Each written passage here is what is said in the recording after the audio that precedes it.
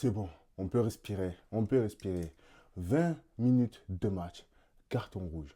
C'était le bordel dans ma tête. Honnêtement, c'était le bordel dans ma tête. Et avant cela, salut à tous, j'espère que vous allez bien. Comme vous le savez, voilà, en ce moment, je suis en plein dans mes révisions. Je ne sors pas énormément de vidéos. J'essaie quand même, mine de rien. C'est très compliqué. Mais voilà, je suis là aujourd'hui pour vous faire le débrief du match Benfica-Barça, ou en tout cas pour en parler. Surtout pour en parler. Parce que vraiment, ce match-là, c'était compliqué. Honnêtement, c'était compliqué parce que moi, ça m'a mis dans des émotions. Ça m'a mis dans des états. J'ai repensé au match face à Paris.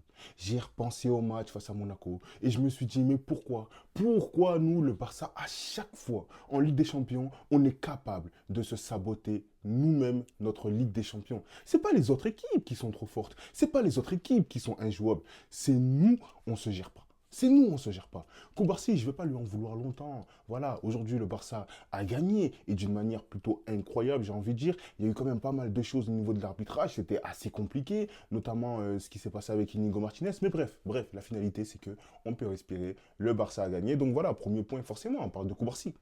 Koubarsi, tu ressens le manque d'expérience, tu ressens la jeunesse. Donc, pour moi, c'est quand même excusable. On va pas se mentir, c'est excusable. Maintenant, c'est pas facile de se dire que c'est ce genre de situation avec le FC Barcelone, malheureusement, pour notre grand malheur à nous, elle se répète. Que ce soit avec Arauro, que ce soit avec Eric Garcia, et encore, Eric Garcia, c'était pas vraiment sa faute, j'ai envie de dire, c'était plutôt Ter Stegen. Mais à ce moment-là, tu sais que Eric Garcia, face à Monaco, il aurait quand même pu les laisser aller parce que tu peux quand même revenir quand tu te prends un but. Tu peux revenir quand tu te prends un but et c'est là où j'en veux moi au Barça, c'est ce manque de lucidité à certains moments. Alors j'ai bien vu que certains en voulaient peut-être à Frankie de Jong. Moi personnellement, je ne vais pas lui tomber dessus parce que très franchement, 100, 100 fois, genre 99 fois sur 100, il n'y a même pas but. En vrai, c'est une action, je ne vais pas dire anodine, mais ça se passe très souvent. Donc oui, c'est vrai qu'on peut lui reprocher le fait de ne pas être tombé, d'avoir été naïf en quelque sorte. Mais en plein match, tu peux pas réfléchir à tout ça. Comme Koubarsi, tu peux pas penser à tout ça. Tu sais que tu dois pas le faire, mais tu es pris dans l'action.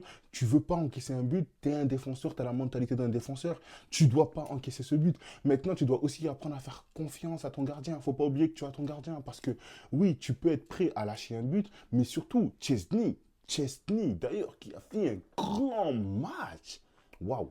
Le match de Chesney, il était tout simplement impressionnant et c'est là que je fais la transition du coup avec lui parce que très franchement, je suis satisfait. Je suis content. Moi, Iñaki Peña, déjà, je le trouvais très bon, personnellement. Le match face au Real, le match face au Bayern, il a eu pas mal de matchs où il a vraiment été bon et pas mal de matchs dans lesquels, en plus, il a encaissé des buts. C'était pas sa faute, c'était des erreurs défensives. Maintenant, voilà, on sait, il y a eu des petites frictions avec Hansi Flick. On espère évidemment que ça va se calmer. Mais, waouh, Chesney, son niveau, le niveau qu'il est en train d'afficher, il est tout simplement excellent. Moi, c'est vrai que je suis toujours pas rassuré au niveau des sorties de balles, ce genre de choses, ou quand il essaye de couvrir un hors-jeu. Je trouve qu'Iñaki Peña, il était meilleur dans ce domaine-là. Mais en termes de gardien pur dans les arrêts, il est tout simplement sensationnel. Il sort vraiment un match de champion, un match de Champions League. Il brille dans les grands matchs. C'est ce qu'on veut voir, c'est ce qu'on attend de lui. On espère évidemment qu'il va continuer comme ça parce que très franchement, il a été bon. Il a été bon. Mais ensuite, j'ai quand même envie de revenir sur l'entame de match. Encore une fois, on a un Barça, du coup, qui. C'est pas qu'ils ils sont pas, c'est pas qu'ils sont pas dedans dès le début du match, mais t'as une erreur par là de Baldé au bout de 20-30 secondes. Ça peut te coûter un but. Après, une minute après, tu t'encaisses encore une occasion. Tu peux encore concéder un but. Donc je pense que vraiment le Barça va devoir travailler ses entames de match parce que là, c'est pas la première fois que ça arrive et ça commence à être répétitif. Donc vraiment, il va falloir se reprendre parce que bon, encaisser des buts dès la première minute, dès la deuxième minute, il va falloir arrêter. L'année dernière, ou la saison dernière en tout cas, on en a beaucoup trop subi. Cette saison, c'était plutôt pas trop mal, mais j'ai l'impression que là, on est en train de retomber dans nos travers. Donc forcément, il faut que là, le Barça se reprenne, le Barça se remotive. Enfin, se remotive, voilà. Je ne vais pas dire forcément se remotive, mais il va falloir qu'ils travaillent leur entame de match parce que je ne trouve pas ça très bon pour l'instant. Et ça peut être plus dangereux, surtout face à de plus grandes équipes. Donc voilà. Là, Benfica, en plus, dans leur stade, ils sont chauds. Tu vois, avec les fumigènes, tout ça, Chesney, lui, il laisse tomber. Quand il y a les fumigènes, il brille de toute façon. Mais on sait que Benfica, c'est pas une équipe facile à battre. Quand on voit le match lors des phases de groupe, le match où il y a eu 5-4, c'était un match très, très, très disputé. Tu vois, là, tu peux t'attendre à tout. Donc là, il y aura le match retour, forcément, ça sera chez nous. on sera peut-être plus à l'aise, on aura nos supporters. Donc voilà, on espère que ça va mieux se passer quand on sera chez nous. Alors du coup, ben, forcément, on va parler de Rafinha. Personnellement, moi, sa première mi-temps, j'ai pas trop aimé. Il y a quand même une situation où il aurait pu tirer, il a essayé d'être généreux, donc bon, on va pas non plus lui reprocher ça. Mais je l'avais pas non plus trouvé si excellent que ça. Par contre, voilà, on a quand même un Barça en deuxième mi-temps. Et surtout, ce qui est étonnant, c'est qu'après le carton rouge qui arrive quand même, et toujours à se créer des occasions, alors qu'on est à 10 contre 11. On arrive à avoir la possession, on arrive à dominer face à Benfica.